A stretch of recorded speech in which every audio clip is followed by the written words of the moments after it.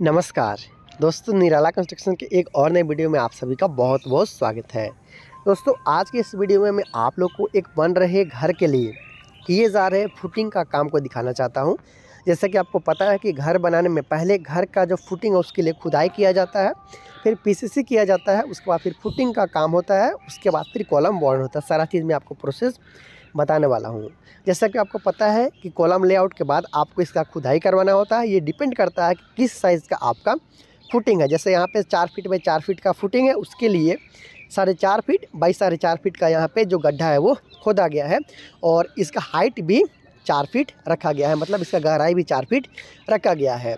इसके साथ साथ इसे खोदने में एक लेबर जो है वो दिन भर खोदा है, तो जाकर एक गड्ढा कंप्लीट किया है और चार्ज है 400, मतलब एक गड्ढा खोदने का यहाँ पर 400 रुपये अब तक खर्चा हुआ है।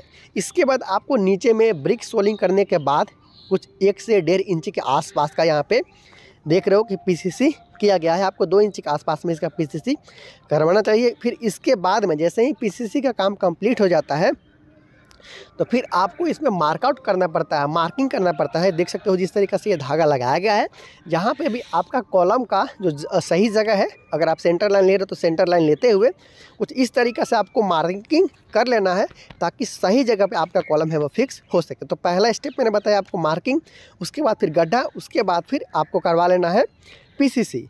उसके बाद देख सकते हो कि कुछ इस तरीक़ा से यहाँ पे इस घर का जो फुटिंग का काम है वो चल रहा है। अभी ढलाई कंप्लीट नहीं हुआ है, यहाँ पे फिनिश करना बाकी है। चलिए मैं आपको दूसरा फुटिंग के पास ले जाकर दिखाता हूँ कि किस तरीक़ा से इसे कंप्लीट किया जाता है। तो देखिए कुछ इस तरीक़ा से ये फुटिंग 2-3 प्रकार के होते हैं। पहला मैं आपको स्टेप फुटिंग बता देता हूँ, सिंपल फुटिंग बता देता हूँ, या फिर उसके साथ साथ स्लोप फुटिंग भी आपने ज़रूर देखा होगा। ये जो आप देख रहे हो ये स्लोप फुटिंग है। आप देख सकते हो कि चारों तरफ से इसे स्लोप डिज़ाइन में रखा गया है। तो यहाँ पे आपको एक फुटिंग को बनाने में, जैसे मान लीजिए इस फुटिंग का बात किया जाए 4 फीट बाई 4 फीट का फुटिंग बनाने में आप बात करें सीमेंट कितना लगता है, तो आपको 3 से 4 बोरा इसमें आसानी के साथ खप जाता है। तो देखिए कुछ इस ढंग से इसका काम किया गया है और स्लोप रखा गया है, चारों तरफ से इसे स्लोप रखा गया है, इसलिए इसका नाम स्लोप फुटिंग है। अगर आप स्टेप वाइज बनाना चाहते हो तो उसे भी बना सकते हो। कॉलम का जो साइज़ है उसके बारे में बात कर लिया जाए तो इस कॉलम को 10 इंची बाई 15 इंची का रखा गया है और इसमें 6 सरिया का इस्तेमाल किया जा रहा है। अगर आप चाहो, अगर आपको ज़्यादा फ्लोर को ऊपर ले, ज़्यादा फ्लोर में बनाना है घर को, जैसे 5 से 6 तला तक ले जाना है, तो आपको 4 सरिया 16 mm का उपयोग करना चाहिए और 2 सरिया 12 mm। लेकिन यहाँ पे जो 6 सरिया आप देख रहे हो वो ये 12 mm का ही इस्तेमाल किया गया है। ऐसा में मैक्सिमम 3 से 4 तला तक आसानी के साथ आपका घर है वो जा सकता है। ये जो रिंग आप देख रहे हो ये 8 mm का रिंग का प्रयोग किया गया है और इसे 6 इंची सेंटर टू सेंटर बांधा गया, मतलब एक रिंग से जो दूसरा रिंग है उसका दूरी की बात किया जाए तो 6 इंची के आसपास में रखा गया है। उसके साथ साथ ये जो बीच में कॉलम के बीच में ईंट देख रहे हो, इसे भी आपको ज़रूर लगवाना चाहिए, या फिर इसके जगह में आप चाहो तो लकड़ी भी लगा सकते हो।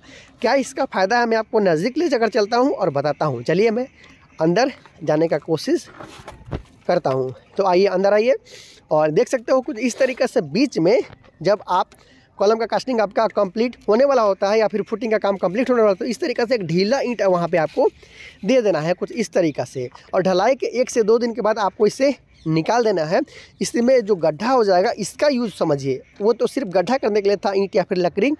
लगभग 3 से 4 इंच यहाँ पे गड्ढा है वो हो चुका है, जैसा कि आप यहाँ पे देख रहे हो। तो ये गड्ढा का देखिए फ़ायदा ये है कि जब इसके ऊपर में आप कॉलम का कास्टिंग करते हो, देखिए कुछ इस तरीके से मैं आपको सीधे से दिखा देता हूँ। इसके ऊपर में जब आप कॉलम का कास्टिंग करते हो, जब मटेरियल यहाँ पे डालते हो, आप कंक्रीट डालते हो, तो जो पहले का ढलाई है वो और जो आप बाद में इसका कास्टिंग करोगे वो, उस दोनों के बीच में एक अच्छा बॉन्डिंग बन जाता है, एक प्रॉपर बाइंडिंग है वो बन जाता है, जिसके कारण आपका ये फुटिंग और कॉलम के बीच में एक अच्छा सा मजबूती मिल जाता है। और अगर आप कॉलम का भी कास्टिंग करते हो, जैसे मान लीजिए इसके बाद आप 3 से 4 फीट का कॉलम कास्टिंग कर लिए, तो आपको फिर बाद में कॉलम में भी डलवाना है, ताकि फिर जो अगला दिन आप कॉलम का कास्टिंग करते हो तो उस दोनों कॉलम के बीच में आपको एक अच्छा बाइंडिंग मिल पाए। तो देखिए कुछ इस ढंग से इस घर को बनाया जा रहा है। इसका फुटिंग का जो काम है उसे किया जा रहा है। तो फुटिंग का साइज़ मैंने बताया 4 फीट बाई 4 फीट, उसके बाद 15 बाई 10 इंच के आसपास का ये कॉलम हो जाता है प्लास्टर के बाद, और 6 सरिया का इस्तेमाल यहाँ पे किया गया है। जैसे जैसे इस घर का जो काम है वो आगे की तरफ बढ़ेगा, वैसे वैसे मैं आप लोग के लिए स्टेप वाइज वीडियो डालता रहूँगा और उसका लिंक डिस्क्रिप्शन बॉक्स में ऐड करता चला जाऊँगा, जिससे आप लोग को और भी ज़्यादा समझने में आसानी होगा। तो देखिए ये भी अभी काम है।